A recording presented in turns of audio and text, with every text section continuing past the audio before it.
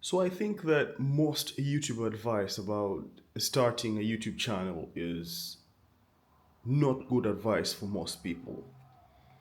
I thought I'd talk about this today because I just started a new channel and it's taken me maybe more than 2 years to get started because of everything that comes between you and doing the thing that you need to do.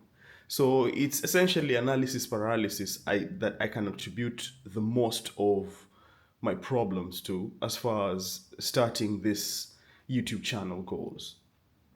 And I've started a couple of channels in cooking, art, and what else? I can't remember, but I have like two or three channels that I just left to sit after some time because I started them following the common YouTube advice that people give. And I think I'm not an expert as far as YouTube success goes because you can see that I have just a few videos made. But I think I want to talk about starting new things and use YouTube as one of those new things to talk about this. And so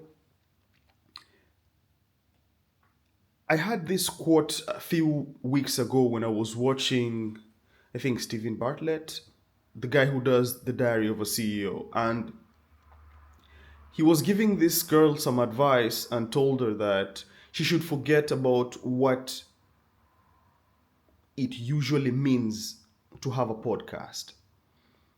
She should throw away the definition that she knows, the generic definition that everyone knows about what it means to have a podcast, because then she could create something that would be able to stand out because she would add a lot more than just any generic podcast to her thing. And I found that interesting because at the end of the day, all the advice that we're being given about how to start and where to start is being given by people who have already crossed that bridge, hopefully, and they're on the other side. Okay, and so all the information that they have, they're giving that as advice, but it's in hindsight. And so I believe that none of them either, just like us who are on this other side, that we don't know what we're walking into. We just decided that, okay, let me just try this new thing that I find interesting. So they didn't know before they started how it was going to work out. They didn't know that it was going to be as successful or as unsuccessful as it has been for them. And so following this advice is giving us hindsight to look at because of the data that they've collected over some time as they did their things. But the problem with that is it really complicates the doing, right? And so I believe that for this to become sustainable, after everything I tried and all the advice I followed, right, I never really could make it work. And maybe it's because I could not follow through for long enough to see it to work because I was basically living the thoughts of other people, right? And so I believe that right now, at least for after I've come down that path of trying all those different things, I sat and just thought about what I needed to do to make this sustainable and to make it so that I can be consistent, so that I can be patient and do a lot without expecting immediate results. And that has got me to get to a point where I can make a video a day because I've based it on who I am and what I'm interested in. And so I'll talk about that and just maybe document my journey, but also not in the truest form of that. Mostly just share my thoughts and ideas and good or bad or however stupid they may be, whatever. But yeah, so I can sustain this.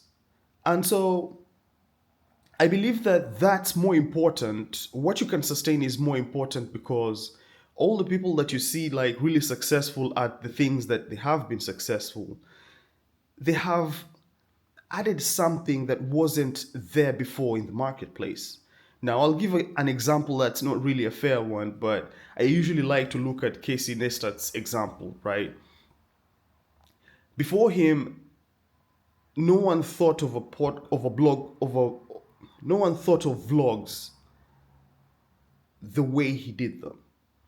And so he changed everything because he dared to try to do something that he'd not seen before and did a lot of it that it essentially changed people's minds about what it means to vlog. And so I feel like that is what it should be about. It should be about what you can sustain for a long time, and hopefully the world catches on, because then you're not just another person who's doing the same thing that everyone else is trying to do. And maybe you fail at some point, right? Or maybe you fail at multiple things, multiple channels in this case, right? Maybe you don't succeed at your first or your second.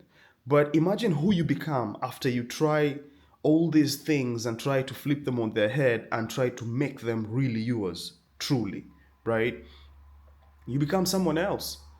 And over time, you start to figure out what works because you'll start to collect information of your own with that thing that you're doing that's original. Not original, but maybe a collection of the things that interest you, right? So, original to the extent that if it's a podcast, you have sprinkled enough on it that it's not what's usually considered a podcast.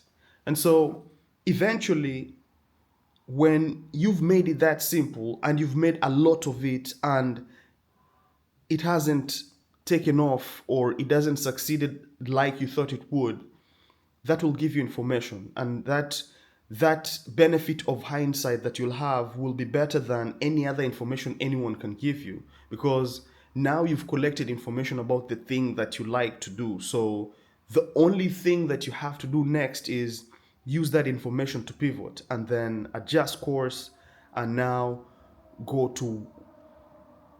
towards closer towards succeeding at that thing, at the channel.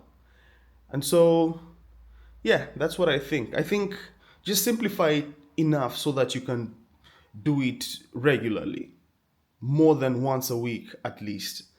And so if it's meant to succeed, if you do that much volume, you become good at it, and then you have enough to go on. You have enough for the algorithm to go on. You have enough for people to come and see and partake in your world, right? In your ideas.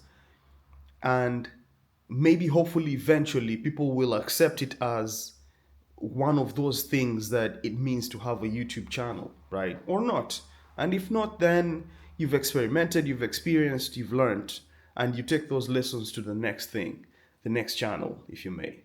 Anyway, bye. See you tomorrow.